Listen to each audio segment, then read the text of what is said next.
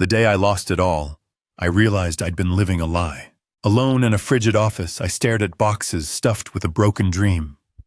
Papers, awards, trust, now just hollow relics. My phone burned with vicious headlines, warping truth into a nightmare I couldn't recognize.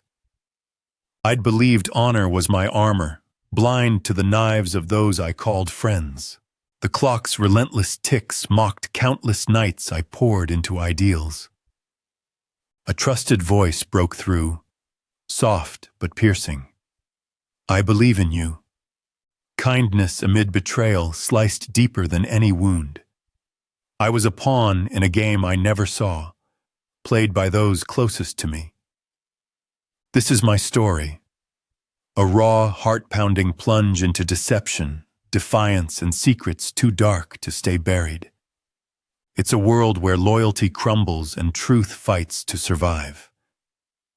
The day I lost my career wasn't the worst day of my life. It was the day I realized I had been living a lie. I sat alone in my office, surrounded by boxes filled hastily with fragments of a life that once seemed unbreakable. Diplomas, research awards, commendations, all neatly packed away, stripped from the walls that now echoed hollow with accusations. I glanced at my phone. Headlines still flashed across the screen relentlessly. Dean Nathaniel Gray exposed. University admissions scandal shakes Danforth University. Each word stabbed deeper, twisting reality into a story I hardly recognized. A ticking clock on the wall punctuated the suffocating silence. Its rhythmic clicks reminded me of the countless late nights spent here, grading papers, mentoring students, strategizing reforms. All those years, I believed my integrity would shield me from corruption. How tragically naive. Outside, the university lawn stretched quietly beneath the late afternoon sun, unchanged, indifferent to my personal ruin. The warmth of its gentle breeze mocked my internal storm. Memories flickered vividly, a sharp contrast to my bitter present. Not so long ago, students and colleagues passed through this office in admiration, shaking my hand firmly, offering words of respect and trust. A soft knock at the door startled me from my thoughts. Janet, my loyal assistant for nearly a decade, stepped in hesitantly, her eyes swollen from tears she'd clearly been fighting. "Dr. Gray, I didn't think you'd still be here," she whispered softly, nervously glancing down at her feet, unable to fully meet my gaze. "Just wrapping up," I replied, attempting a tone of reassurance I barely felt. She moved toward me cautiously, placing a gentle hand on my shoulder. Her kindness felt strangely foreign amidst the harshness of recent days. "Some of us know the truth," she murmured shakily. "No matter what they're saying out there, we know you didn't deserve this." I swallowed hard, touched yet burdened by the sincerity in her voice. Her words were a balm, yet stung deeply, highlighting my vulnerability. For a moment, a fierce wave of bitterness washed over me. How powerless both of us were against the manipulative narratives spun by people I once called colleagues and friends. Janet withdrew quietly, leaving me alone once more. The door clicked shut, echoing gently. My gaze drifted back to the framed photo on the desk. A younger me, proudly shaking hands with University President Thomas Bellamy on the day I accepted my position as dean. Bellamy's smile appeared genuine then, but now his face haunted me differently, twisted by betrayal and ambition. The man who had shaken my hand years ago had coldly turned away as the system he'd built carefully dismantled my reputation. Rising slowly, I took a final glance around my now empty office. The quiet felt heavy, oppressive even. Yet oddly, Beneath layers of humiliation and loss, there simmered a strange relief, like finally breathing after suffocating beneath a heavy weight. Perhaps losing everything was exactly what I needed, to finally see the truth clearly, even if the cost was devastating. Stepping into the hallway outside my office, I paused momentarily, drawn instinctively to the spot where, 7 years earlier, I had proudly accepted my new role. That day was still vivid in my memory. The polished marble floors glistening beneath bright fluorescent lights, professors and colleagues crowding the corridor, their applause ringing warmly in my ears. My heart had raced, buoyed by a profound sense of purpose, certain that my integrity and vision would leave a lasting impact on Danforth University. I remembered clearly the words I'd spoken, each carefully chosen, brimming with confidence and conviction. Today is more than just an appointment. It's a promise. A promise to uphold not merely academic standards, but moral ones. I promise transparency, fairness, and above all, integrity. Together, we'll build an institution free of compromise. Those words now felt distant, almost naive. I glanced downward, noticing the marble beneath my feet had dulled over time, its shine worn away by countless footsteps. Perhaps that mirrored my own ideals, gradually eroded by compromise, silence, and the quiet politics I'd once naively dismissed. In those early days, I'd moved quickly to introduce reforms, open faculty forums, new ethical oversight committees, stricter transparency in admissions. Enthusiasm had surged through me, an energy contagious enough to inspire optimism even in the most skeptical colleagues. People around campus began recognizing me, greeting me warmly in hallways and classrooms alike. I became the face of change, the dean who genuinely cared. But slowly, imperceptibly at first, barriers began to rise. Meetings that once welcomed open discussion subtly discouraged dissenting voices. Proposals for more radical reforms met polite but firm resistance from administrators whose smiles grew thinner with each attempt I made at change. Still, I persisted, confident that truth and transparency would prevail. Looking back now, I recognized the subtle warning signs I'd ignored. Polite whispers after meetings, conversations cut short as I approached, or sidelong glances exchanged quietly behind closed doors. At the time, I had convinced myself those were mere growing pains, minor setbacks easily overcome by persistence and dedication. I remembered vividly a casual conversation I'd had with Thomas Bellamy, the university president, over coffee one afternoon. His tone had been friendly, though tinged subtly with something else, perhaps caution, perhaps veiled advice.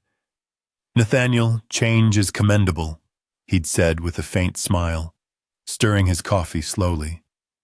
"But not everyone welcomes it. You might find resistance from unexpected places."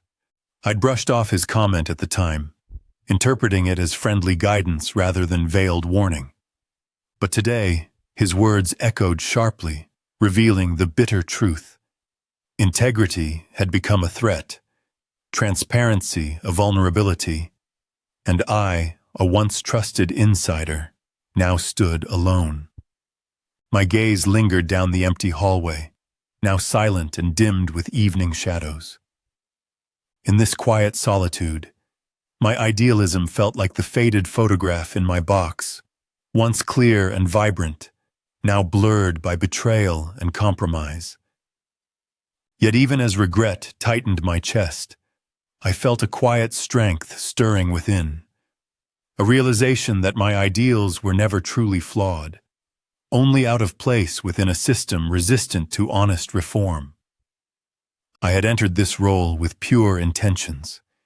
It was the world around me that had reshaped those ideals into liabilities. And now, Stripped bare of title and status, perhaps my true purpose was finally coming into focus. It began subtly, so quietly that I nearly overlooked it altogether. Late one evening, as the campus buildings emptied and only the hum of fluorescent lights accompanied me, I sat at my desk reviewing a stack of admissions files, a routine I'd completed countless times before. Each year, dozens of promising applications crossed my desk, their merits clear, their futures bright. Yet that night, something felt off, almost like an itch I couldn't quite pinpoint. The file in my hands belonged to a young woman named Isabella Crawford. Her application was unremarkable, mediocre grades, a vague personal statement lacking any notable achievements, and standardized test scores well below our typical threshold. Yet scrawled at the bottom of her evaluation form, in handwriting unmistakably belonging to Thomas Bellamy, was a single cryptic sentence. Recommend strong consideration, special circumstances. My brow furrowed, and curiosity stirred sharply within me. In my 7 years as dean, Bellamy rarely involved himself personally in admissions decisions, let alone for such a seemingly weak candidate. Setting Isabella's file aside, I flipped through the remaining stack methodically, my pulse quickening slightly as the clock ticked toward midnight. Another file soon caught my eye. A boy named Anthony Weaver, whose academic profile mirrored Isabella's in striking mediocrity. Again, the same handwriting, the same vague note from Bellamy. Special case, priority placement recommended. I sat back slowly, a tightness building in my chest. These weren't isolated incidents. As I continued scanning, similar irregularities emerged with troubling frequency. 5 applicants, all weak, all inexplicably recommended for acceptance. A creeping unease began to gnaw at me. Were these students genuinely special cases, or was something else at play? The silence around me deepened, amplifying the quiet questions echoing through my mind. Outside, a gust of wind rustled softly through the maple trees, brushing leaves against the window pane. The world outside remained oblivious, peaceful, unaware of the storm gathering quietly within me. I stood abruptly, pacing slowly around the room, trying to rationalize what I'd found.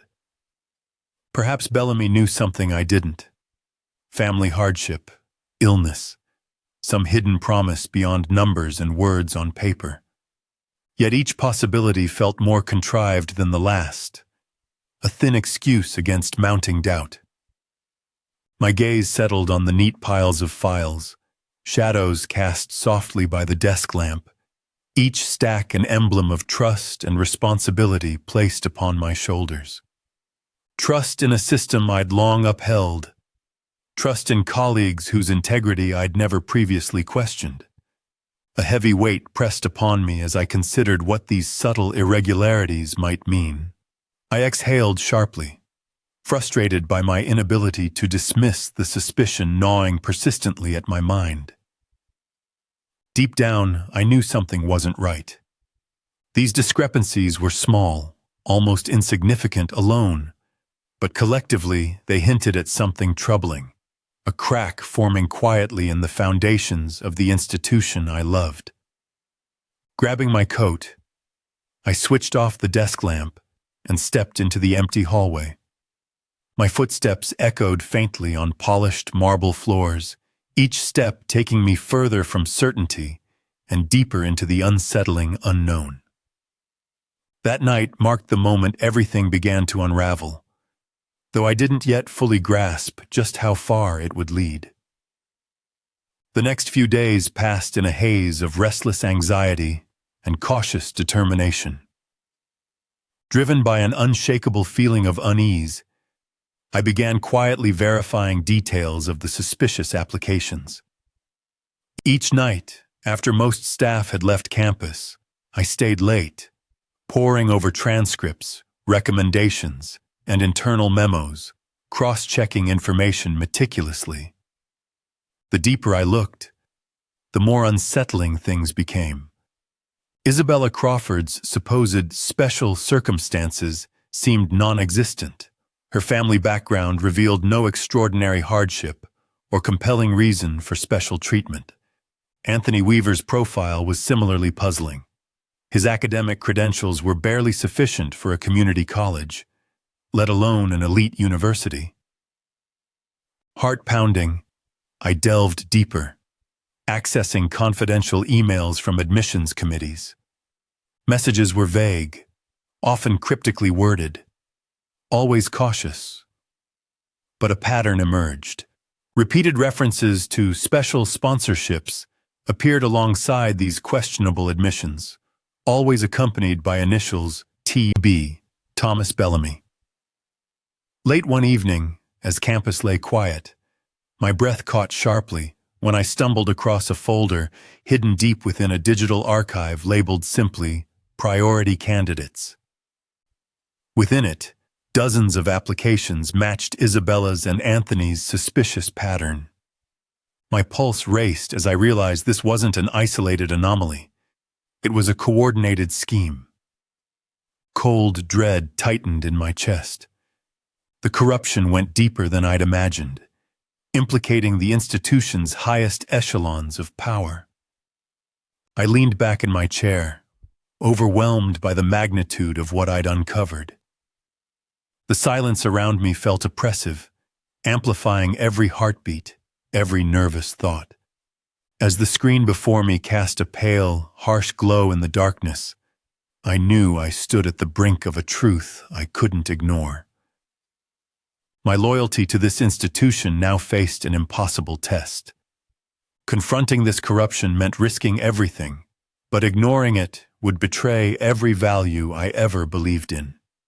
The evidence piled higher with each passing night, revealing a truth more painful than I had anticipated. My hands trembled slightly as I clicked through confidential messages and encrypted files, each discovery deepening my disbelief. Thomas Bellamy's name wasn't merely an occasional footnote.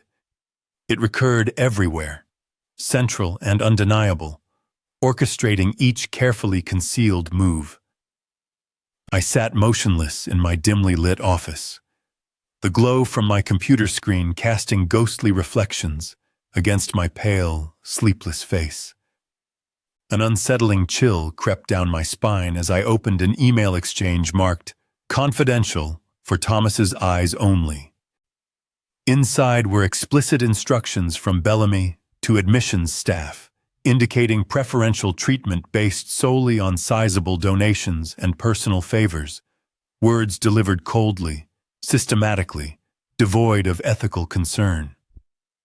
Shock tightened my chest, constricting my breath as if a trusted friend had stabbed me from behind.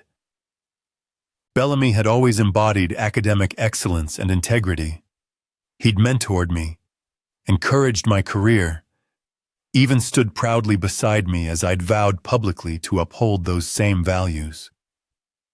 Yet now, the man I admired so deeply had become unrecognizable, revealed as the mastermind behind systemic corruption. Further revelations were equally painful.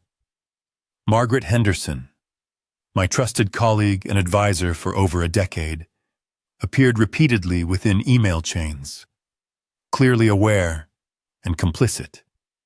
Her gentle, reassuring face flashed before my eyes, her comforting voice now twisted into a haunting memory. The sense of betrayal was overwhelming. It physically hurt, a sharp pain spreading through my chest. I rose abruptly, pacing the office in restless agitation, glancing occasionally at the photographs adorning my shelves, smiling colleagues, academic awards, years of shared history now tarnished irreparably. Everything I'd known, the people I'd trusted, the ideals I'd lived by had dissolved into a disturbing facade. A surge of nausea hit me, forcing me to sit again. For the first time, genuine fear entered my consciousness. Not merely fear of confrontation, but fear of the consequences I knew were inevitable. If I exposed this corruption, I'd become the enemy. Bellamy wasn't just powerful. He was beloved, charismatic, adept at controlling narratives. Margaret's presence within the scandal meant I'd stand utterly alone. They would protect themselves at all costs. I was expendable. Yet, even as despair threatened to consume me, I felt an unyielding resolve slowly taking shape. My integrity, the very foundation upon which I'd built my entire life, left me no choice. Turning away from this would make me complicit, surrendering every principle I'd held dear. No matter how devastating the truth, silence was unacceptable. I closed the screen slowly, my heart heavy yet fiercely determined. The betrayal had struck deeply, and the pain was nearly overwhelming, yet clarity emerged from the chaos. This wasn't just about me, my career, or even my reputation. It was about truth, about confronting a corrosive lie that had poisoned our institution from within. Knowing full well the peril ahead, I understood now what I had to do. I would face Bellamy and the others directly, whatever the cost. This battle wasn't one I sought, but it was undeniably mine to fight. 2 days after uncovering the painful truth, I decided to meet Margaret Henderson discreetly. We chose a small, secluded cafe hidden behind the campus library, a place where few faculty members ever went. Margaret was already seated when I arrived, her face tense with anxiety, her hands tightly gripping a cup of cold coffee. "Margaret," I began quietly as I sat down, struggling to keep my voice steady. "I suppose you know exactly why I wanted to speak with you privately." She stared at me silently for a long moment, a flicker of pain crossing her face before slowly nodding. "Nathaniel, I know what you found," she murmured softly, her voice trembling slightly. "But you need to stop now, or you'll lose everything." I looked directly into her eyes, searching for the woman who had inspired and guided me for so many years. "How can I possibly stay silent about this, Margaret?" I asked, unable to hide the disappointment in my voice. "You've seen it too. They've corrupted everything we ever believed in." Margaret leaned closer, her expression tense with urgency. "I understand your pain, Nathaniel, but this is a fight you simply can't win. Do you remember David Peterson?" "David Peterson?" I said, startled as I recalled a professor who abruptly left 2 years ago. He retired due to health reasons, didn't he?" "No." Margaret shook her head bitterly, her eyes full of fear. "David tried to expose something similar, Nathaniel. They destroyed him. They painted him as mentally unstable. He lost his career and reputation, everything." Her words struck me hard, leaving me momentarily speechless as my pulse quickened. Margaret continued quietly, her voice barely above a whisper, forcing me to lean closer to catch every word. "This isn't just a few powerful individuals. It's a deeply entrenched system, Nathaniel, and it will protect itself at any cost. Bellamy isn't alone. His influence runs deeper than you imagine. If you oppose them, they'll tear you apart and leave you completely isolated." I leaned forward, my voice shaking with suppressed emotion. "Margaret, you're the one who taught me that we must always stand by the truth. Why are you now urging me to turn my back on everything we believed?" She remained silent for a long moment before responding, her voice a fragile whisper. "Because I've seen too many people destroyed. I stayed silent because I'm afraid, Nathaniel. And now, I'm afraid for you." In that moment, disappointment mingled with compassion within me. The woman I had trusted and respected deeply was now openly admitting her fear. This betrayal was not simply about right or wrong. It was a battle between courage and fear, between truth and power. Margaret quietly stood and left the cafe, leaving me alone at the table, my thoughts swirling chaotically. Our conversation hadn't weakened my resolve, but it made the stakes painfully clear. Never had the truth felt so heavy, and never before had I been so acutely aware of the dangerous path I was about to walk, entirely alone. After Margaret left, I sat alone for a long time, staring blankly at the half-empty cup of coffee she had left behind. My thoughts spun relentlessly, each one sharp and conflicting. Margaret's words kept replaying in my mind, each repetition more persuasive, each cautionary tale more unsettling. The image of David Peterson, a once respected colleague driven to ruin, haunted me relentlessly. I rose and slowly began my walk back to campus, each step heavier than the last. The evening had grown cold. The chill in the air matched the numbness settling in my chest. Was Margaret right? Was this a battle I couldn't possibly win? The university was my home, the place I'd spent my entire career building and nurturing. Could I truly risk losing everything? Entering my office, I switched on a small desk lamp, the dim glow illuminating walls once proudly decorated with accolades that now seemed meaningless. I sank into my chair, letting exhaustion and doubt flood over me. If Margaret, strong, principled Margaret, had chosen silence out of fear, who was I to believe I could succeed where she had given up?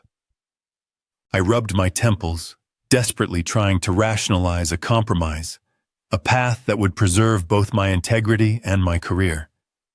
Perhaps there was a quieter way, addressing Bellamy privately, appealing to his conscience, if he even still had one.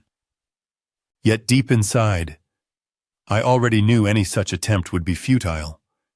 Bellamy had shown no hesitation in manipulating the system. His conscience was long gone, replaced entirely by ruthless ambition. The night stretched on, and the campus outside fell into complete silence. Each minute deepened my internal struggle, dragging me between the comfortable allure of silence and the harsh necessity of truth. I tried to envision returning to work tomorrow, as if nothing had happened, smiling politely at Margaret and Bellamy, pretending ignorance of the deep moral rot beneath the polished exterior of our institution.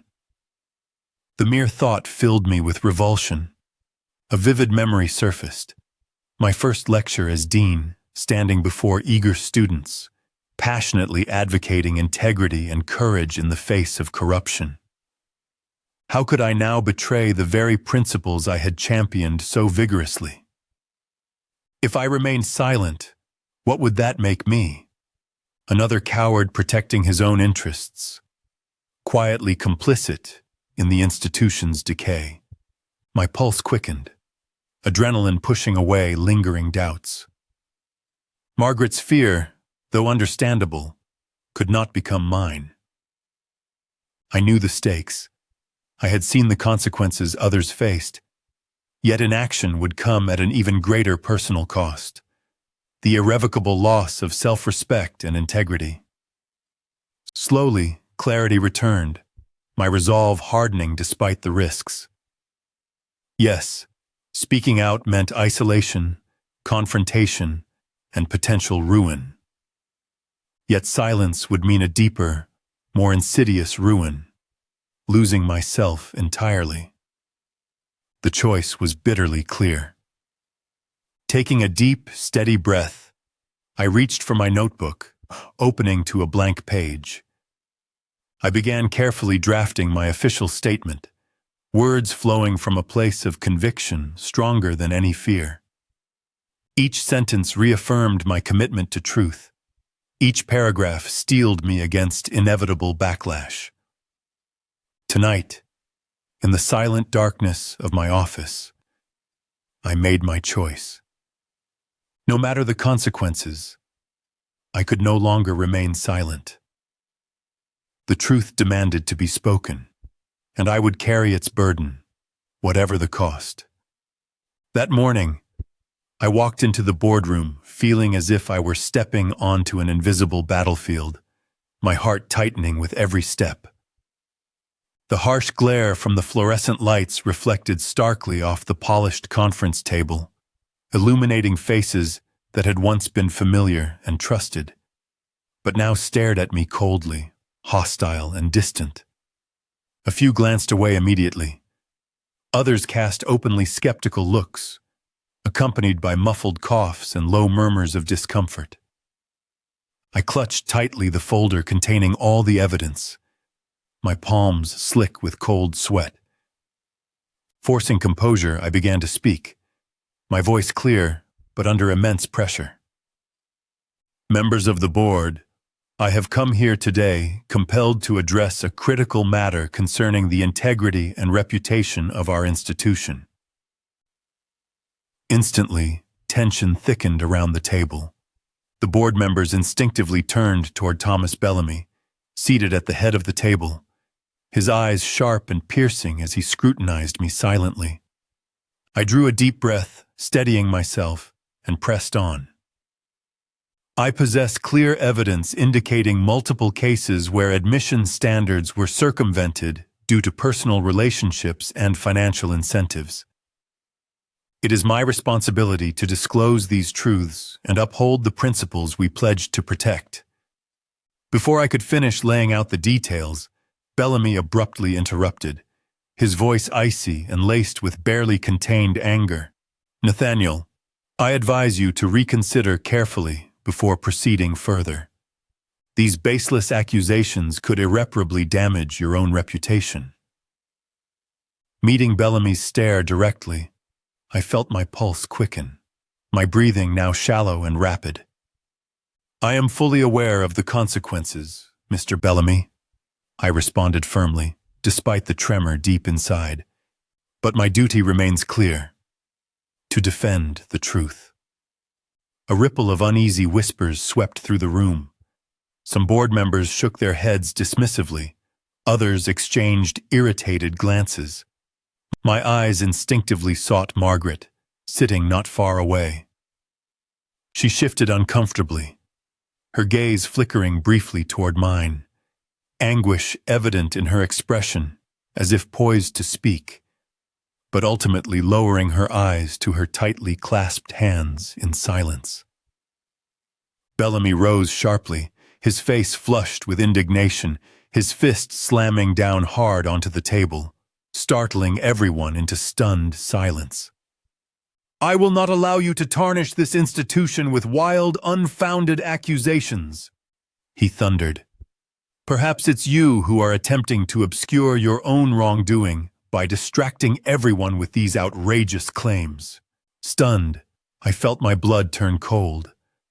Now all eyes were fixed upon me, accusing, harsh, unyielding.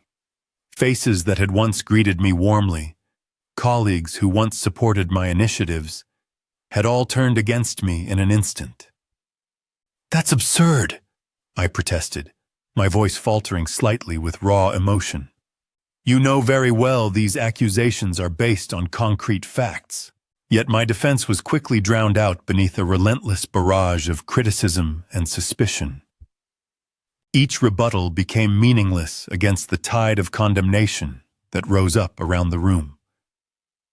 The board swiftly echoed Bellamy's narrative, masterfully turning me from accuser into accused, leaving me utterly isolated and exposed.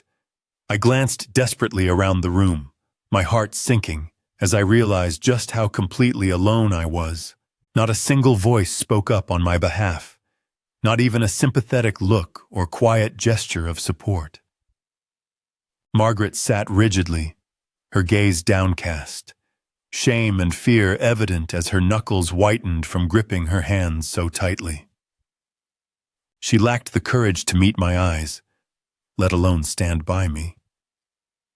As the meeting drew to its harsh conclusion, I stood, drained and disoriented.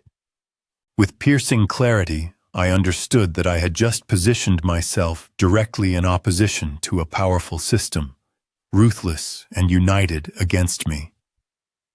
The real battle was only just beginning, a battle from which there would be no turning back. As soon as I stepped out of the boardroom, my entire world shifted violently beneath my feet. It felt as though I'd left one battlefield only to find myself caught in an even fiercer one.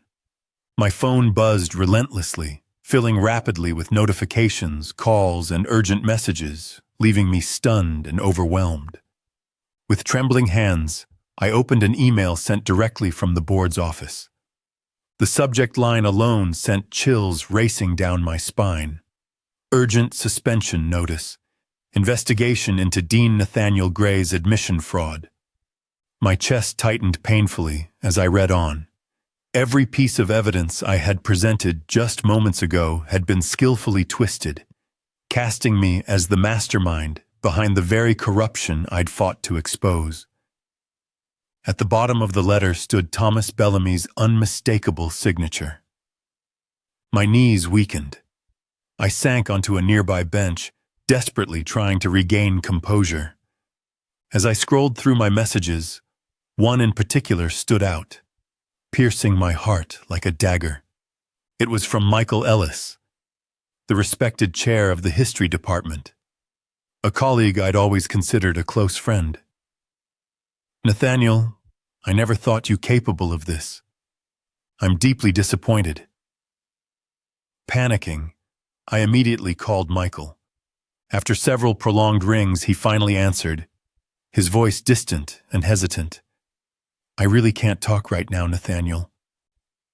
Michael, you know me better than this, I pleaded, desperation coloring my voice. How can you believe these lies? He paused, sighed heavily, then answered quietly. I honestly don't know anymore, Nathaniel. Everything is so complicated right now. I'm sorry, but I think it's best we don't speak again. The line went dead, leaving me staring numbly at the phone. I'd expected confusion, maybe even caution, but outright rejection from someone I trusted so deeply cut me to the core. Standing shakily, I stumbled down the hallway toward my office. Passing the bustling campus cafeteria, snippets of conversation drifted toward me, loud enough for me to overhear clearly. Can you believe it was him all along? What a hypocrite! It's shocking. He always seemed so upright. Each whispered accusation stung like a physical blow. I lowered my head and quickened my pace, avoiding eye contact with the students and colleagues who'd once greeted me with respect, but now watched me as if I were contagious. Back in my office, I slammed the door shut and collapsed into my chair, breathing heavily. The turmoil inside me erupted suddenly. My arms swept wildly across my desk, sending a glass tumbling to the floor. It shattered, water spreading chaotically across the hardwood, mirroring my life. Less than 30 minutes later, Janet burst into the room, her eyes wide with alarm. Nathaniel, have you checked the university website? It's out of control. They've posted everything publicly. I hurriedly logged onto my computer. Right at the top of the university's homepage was my photograph, emblazoned with the scandalous headline, Admissions Scandal at Danforth University, Dean Nathaniel Gray behind it all.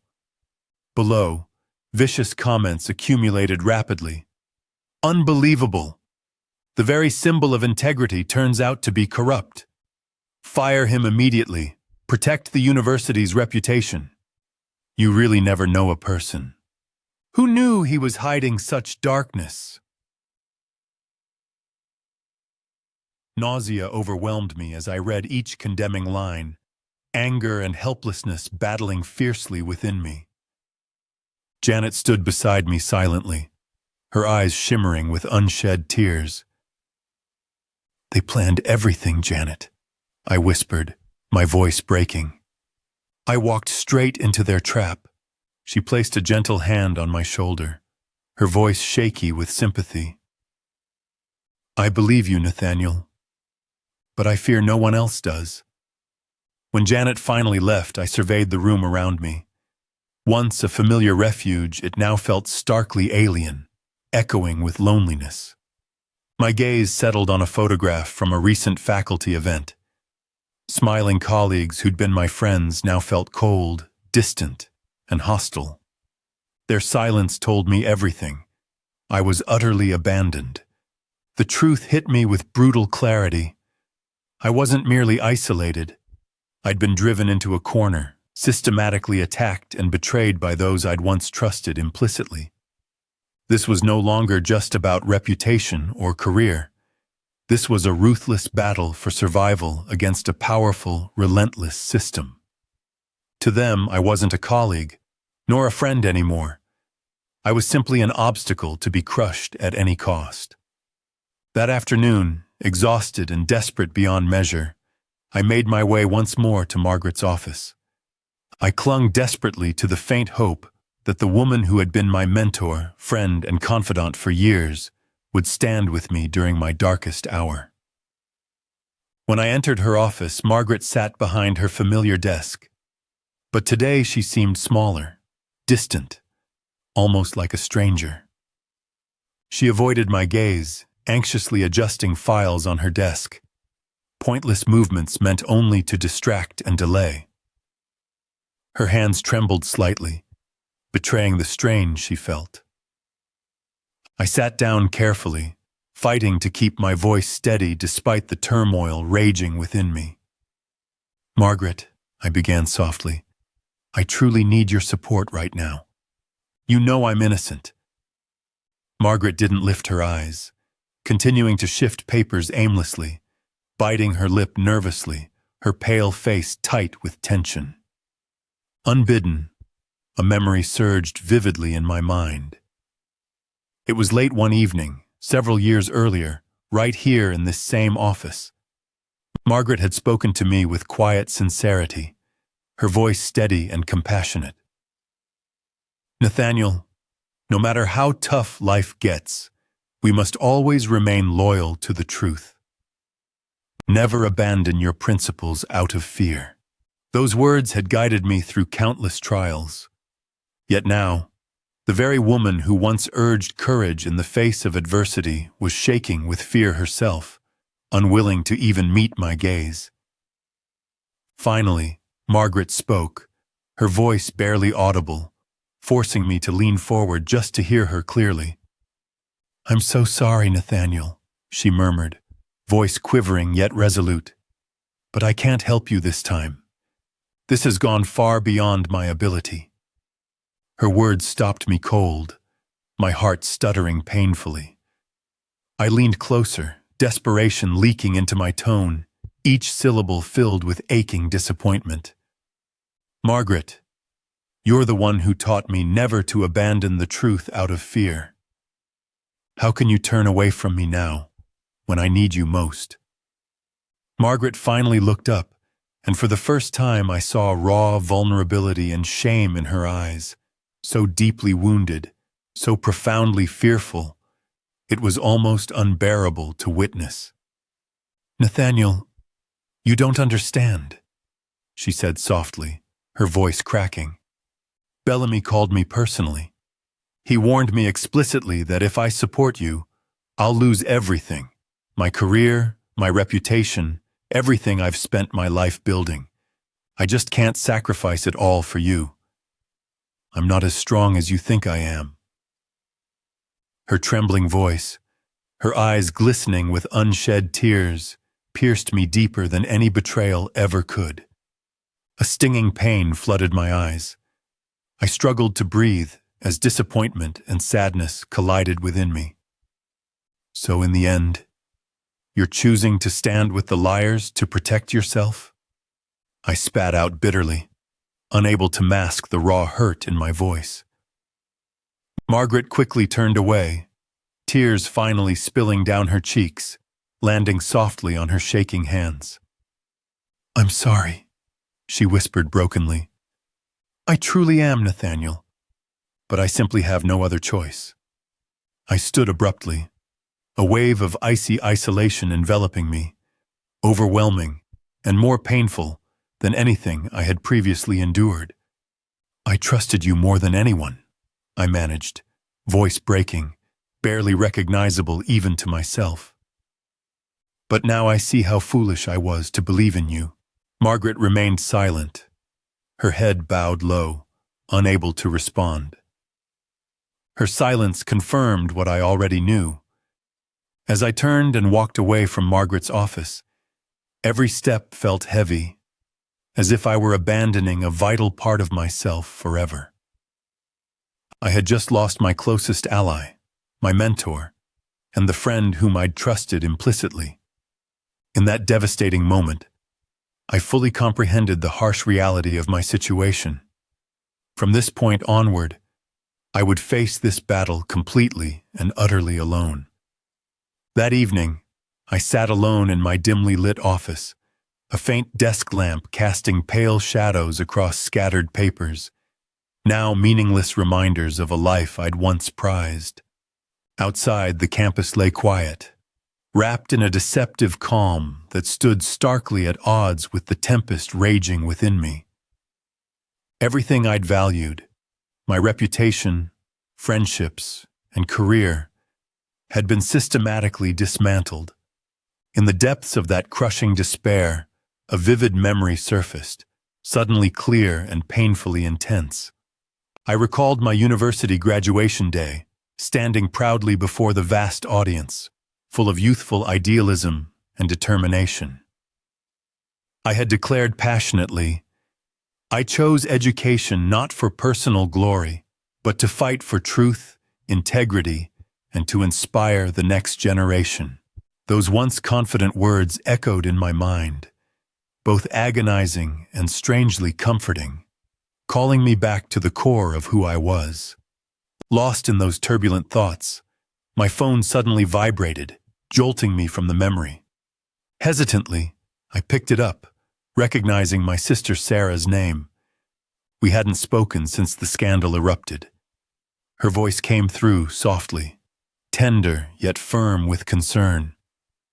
"Nathaniel, I know you're going through hell right now, but I want you to remember one thing. Our family believes in you. No matter how many people turn their backs, you're never truly alone." I felt tears sting my eyes at her simple, sincere words. For the first time in days, genuine warmth penetrated my loneliness, offering a glimmer of hope amid darkness. "Thank you, Sarah," I whispered hoarsely, my voice thick with gratitude. "I promise I won't give up." The call ended, leaving me strangely invigorated. Sarah's voice had rekindled something deep within, a small flame of resolve burning steadily brighter. I drew a deep breath, feeling my heartbeat steadying, my trembling fingers calming. In that instant, clarity and purpose returned, stronger and sharper than ever before. I glanced at the wall adorned with awards and framed accolades. Tonight, their value had diminished to nothing. My true strength didn't come from these hollow symbols, nor from the fleeting approval of others. Real power, I realized, came from the unwavering commitment to my values and the courage to defend the truth, even at my darkest hour.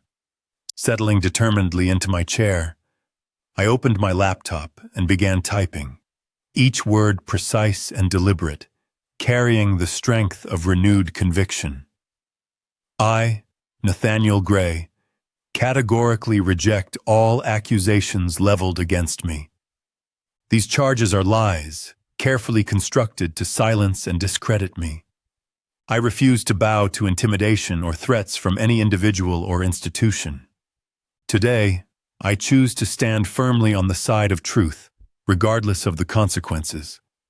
I will release all my evidence publicly and provide the full account to the media. As I completed my statement, an extraordinary sense of relief flooded through me, a weight lifting from my chest, liberating me from despair. My decision was clear, firm, and irrevocable. Swiftly, I sent the email containing my statement and all relevant evidence to respected media outlets, independent transparency organizations, and trusted colleagues beyond the university's reach. Each decisive click brought me further along the difficult but righteous path I'd chosen, a path fraught with peril, but unmistakably honorable. In that quiet moment, a powerful realization emerged. Despite physical solitude, I was not truly alone. The truth stood beside me, unwavering, indomitable. With that knowledge firmly grasped, I would step into this final battle, head held high, my spirit unbroken, ready to face whatever came next. As soon as my statement and the accompanying evidence reached the public eye, a fierce storm erupted around me with a swiftness I had never anticipated. Within hours, an official email arrived from the university board, brief, cold, and merciless. We hereby inform you that Nathaniel Gray is immediately terminated from his position as department chair due to severe ethical violations and abuse of authority. This decision is effective immediately. I read the letter several times. The pain was brief and sharp, but oddly expected.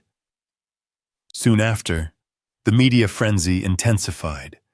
My face dominated local headlines and social media platforms under brutal titles like Admissions Scandal, Nathaniel Gray's Shameful Fall, and The Disgraceful Truth About the Former Model Educator. Colleagues who had once eagerly sought my company now avoided my eyes, erasing years of camaraderie in an instant. Invitations to speak at conferences and collaborate on research abruptly ceased, replaced by terse, impersonal messages severing all ties. On my final day packing up my office, amidst the deafening silence of isolation, my phone buzzed quietly. It was a message from Jacob, a senior student whose thesis I had supervised closely. "Professor Gray, I'm sorry I can't openly support you, but I wanted you to know I deeply admire your courage. Thank you for standing up for the truth. Stay strong." His message brought a quiet, bittersweet smile to my face. It was a small yet powerful reminder that my actions had resonated somewhere, that my choice held meaning beyond my own personal loss. Just as I closed my office door for the last time, my phone rang unexpectedly. The caller ID showed Margaret Henderson.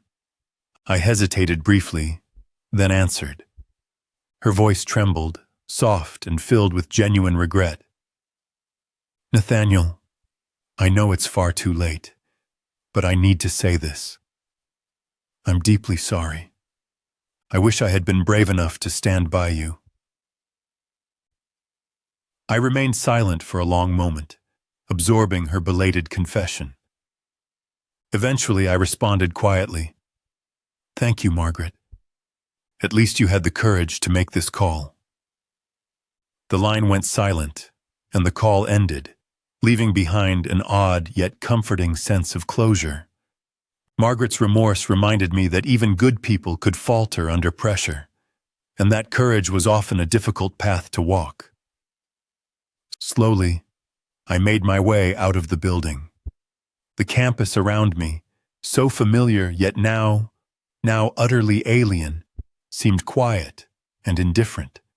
As I stepped through the gates one final time, an unmistakable sense of relief and peace washed over me, like shedding a heavy burden I'd carried unknowingly for years.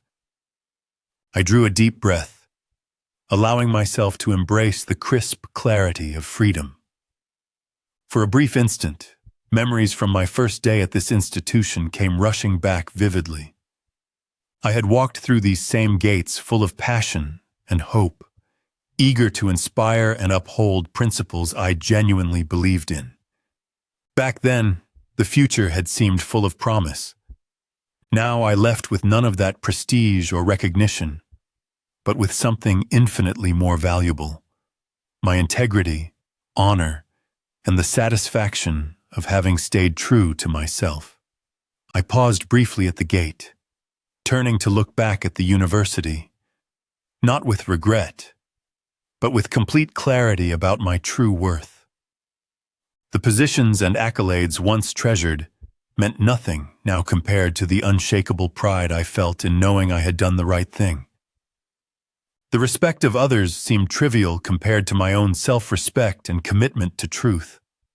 I was fully aware of the immense cost of my actions. I had lost my career, friendships, and social standing. Yet, in losing everything, I had gained something far more significant: the undeniable certainty of my moral compass, the irreplaceable dignity that comes from standing courageously by my convictions. With an unburdened heart, I took a step forward, prepared to face whatever lay ahead. I understood profoundly now: as long as I stood firmly alongside truth, I could never truly fail. In the weeks following my dismissal, the initial storm eventually settled into a quieter, more reflective solitude. Away from the judgmental eyes and relentless criticism, I found myself gradually embracing a different, simpler existence. The sudden stillness around me offered clarity, allowing me to truly process everything I'd been through, the lessons I'd learned, and the profound cost of defending my principles. Days stretched into thoughtful weeks, spent largely in contemplation and writing. At first, these writings served merely as private reflections, therapeutic exercises aimed at untangling the complexities of my ordeal. But gradually, these scattered thoughts began to form something deeper, something meaningful. Perhaps I thought, this was my new purpose: to tell my story truthfully, without bitterness or resentment, to share openly what I'd learned about integrity, courage, and the true cost of fighting corruption in education. Eventually, these writings took clearer shape as the chapters of a book. The pages filled steadily with vivid recollections of my experiences, my naive trust, the harsh betrayals, and ultimately, the inner strength discovered at the depths of despair. Each word was honest, unapologetic, yet compassionate toward those who had stumbled along the way, including Margaret. This journey wasn't merely about personal vindication. It was about bringing awareness, inspiring change, and perhaps encouraging others to speak up against similar injustices. As my manuscript developed, I found myself connecting with organizations dedicated to combating corruption and advocating transparency within academia. At first hesitant, I was surprised at the warmth and openness of these communities. They welcomed my experiences, encouraged my voice, and affirmed that my battle hadn't been fought in vain.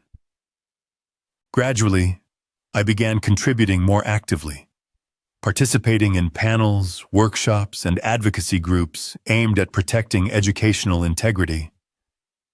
The work lacked the prestige of my former position, but provided a sense of genuine fulfillment that surpassed any recognition or accolade I'd previously known. One evening, as I sat quietly in my modest home office, reviewing the final draft of my manuscript, I paused to reflect. I had lost my career, my reputation, even friendships, but in return, I had found something far more valuable: authenticity, purpose, and the peace that comes from knowing I had stayed true to my beliefs. It was a peace no title or award could ever match. I knew my journey had not ended, but had simply transformed. I was no longer driven by external validation or fearful of consequences.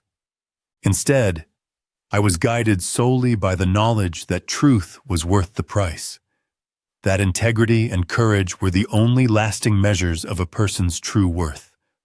Closing my laptop, I allowed myself a rare smile of profound contentment. This was my new beginning, a quieter, humbler path, yet infinitely richer in meaning. No matter how difficult the road ahead might become, I felt a profound certainty. As long as I lived by the truths I'd fought so hard for, I would never lose my way again. Thank you all for watching this video. Please comment and let me know what you think about this story. Please like and subscribe to watch more great content on my channel.